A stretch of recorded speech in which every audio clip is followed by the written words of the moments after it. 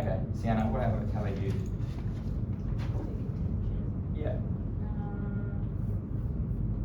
I just talked about how it was partly the UN and partly the ethnic tensions. Okay. Yeah, I mean that is correct. There is no one answer for this. When we're answering this contention, we're making a statement at this point. So if the UN, to what extent do you agree if the UN had taken more action? The Rwandan genocide, we might introduce this by saying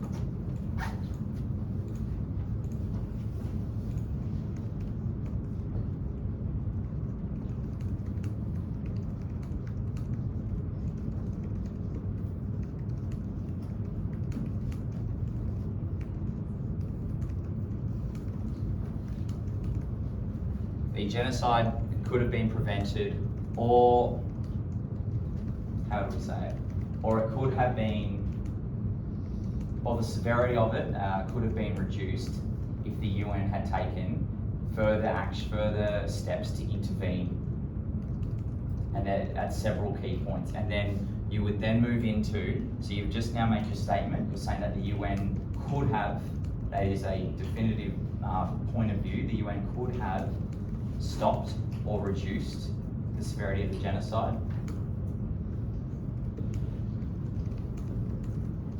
And then we move into, so then we would move into our first point, which is paragraph 1. Okay, so if we're answering this as the contention, we would start with the UN. So Luke, what was something off the top of your head you can remember about UN in action? Yep. Yep. So do you remember what some of those warnings were? Okay, so the UN ignored warnings. Okay, so then we've got, so there's, if we're using a teal structure, there's our topic or there's our statement within this paragraph. So there's the example, the UN ignored warnings. And what was that example you gave us?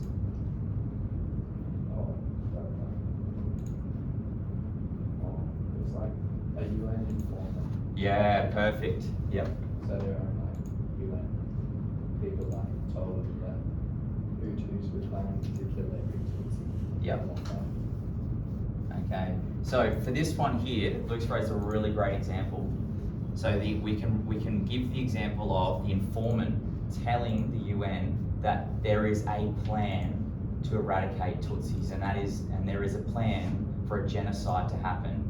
If we bring our quote sheet in the PowerPoint that you've still got access to, and you've still got time to put this quote sheet together, we can get an actual example to back that one up. So that would be, you've explained it here. So just following the teal paragraph, a topic sentence, and then we're explaining how this was ignored, and then you would then provide evidence of this, and this is where your quote sheet now is vital. So you've been able to produce a really good explanation. So I can't quote off the top of my head without looking at it again who made that or who it was to, but there is that little printout of that, the transcript of the conversation. So that is now a direct source that you quote. So, and then you would summarize that point by saying, so if we look at, so I should bring this in a bit more. So you might then conclude that point by saying,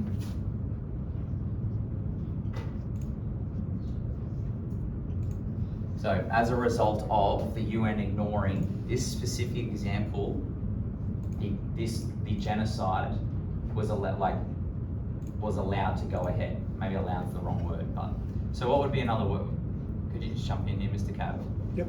We're just concluding the point here. So just using a summarizing signpost. So as a result of the UN ignoring the informants, the Yep. genocide was able to be perpetuated, was Okay. able to take Yeah. place. Yeah. And don't be afraid to be critical. Like, it's what we can do as historians. You can say the failures of the UN. So it is your argument, which is the great thing about it. You can say whatever you like, as long as you can back it up. And we've got more than enough information. You've been taught quite a lot about how the UN did fail. What did they? Yeah. So we talked about, like, who did they take out of the country again? They took people out of the country, didn't they? The UN? Expats, yeah. Okay. Did they take any Rwandans out? No. So it is a failure. What message is sent to the Hutus? When they go in, guns blazing, to take out all the white people, if I can use that expression, what in their actions have they told the Hutus? Yeah, we don't care what you do, as long as you don't affect Americans or British or Belgians. Okay, so that's a really good example there. So we've got for paragraph 1 for the UN ignoring warnings. As Luke gave us, the informant is one of them, and then another UN inaction is the example that Mr. Cove just gave then. So that would be the extraction of expats. Okay. And the last one, I go on and on about this one, but you guys have been pretty clever picking it up. What kind of troops did they send into Rwanda? Say, Haley, a little bit louder. Peacekeeping, not peacemaking. Okay? It gives you direction as well. They're a very defensive organization in this case.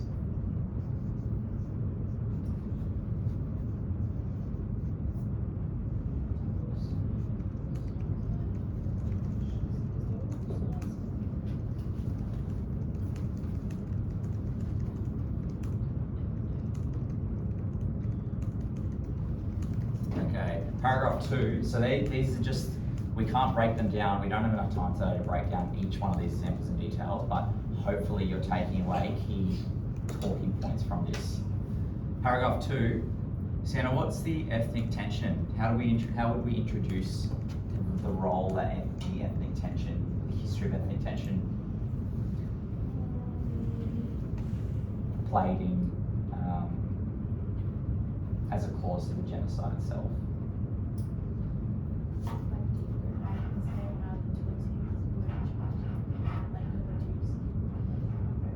Yeah, yep. So you link back to our introduction at the start, and we did raise this in the context. But there is, so you would introduce the idea that there is a history of ethnic tension due to the Tutsis, and then you remember what year. So you remember the year range. This is where we get specific. So we don't need to, even though we introduced this in the context, we didn't go into the details here. So what happened